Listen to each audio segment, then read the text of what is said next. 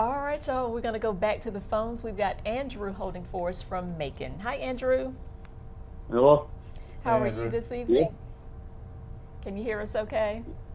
Yes, I can hear you. All right, go ahead with your question for us tonight. Okay, I was involved in a head-on collision on Fulton Mill Road. I was passing the penitentiary right there, and I was headed toward Eisenhower Parkway. And there was a car waiting to turn in after I passed. Anyway, a car from behind it swerved to miss from hitting that car in front of them, and they hit me head-on.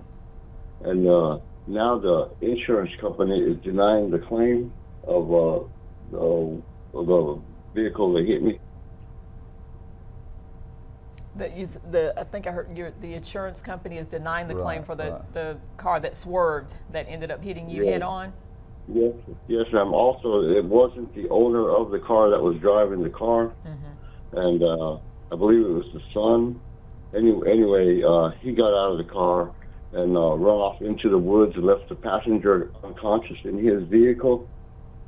And there was also a real strong smell of marijuana, and the lady that was in the car, she said that he was smoking marijuana at the time.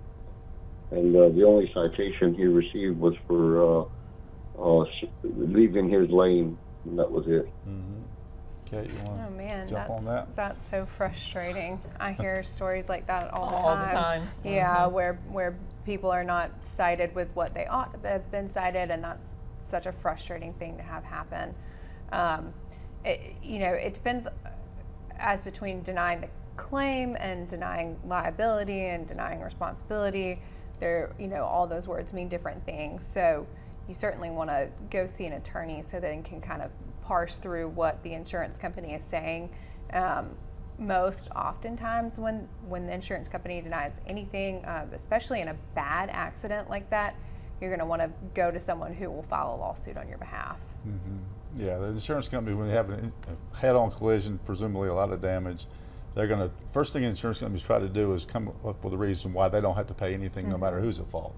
So like here they could say the guy driving was not a permissive user of the owner, so he's not covered under the policy, or he was an excluded driver, so he does not cover under the policy. That way they don't care who's hurt or how badly they're hurt because they don't cover that particular accident.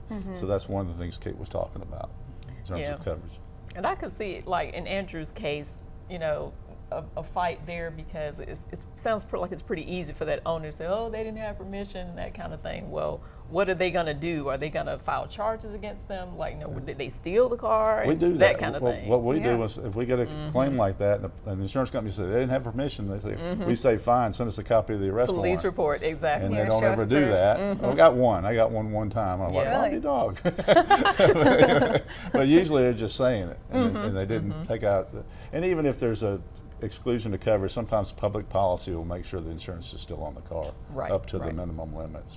But like Kate said, you need a lawyer in a situation like Andrew or any serious accident, because there's so many things going on and so many things that you can screw up if you don't have assistance. Yep, and we'll make sure we run these attorneys' information at the end, Andrew, if you want to stick around to the end of the show so that you can reach out to them and schedule a time to come in. Doesn't cost you anything to do that, right? That's right. Yeah. And see if they, how they can help you with that case.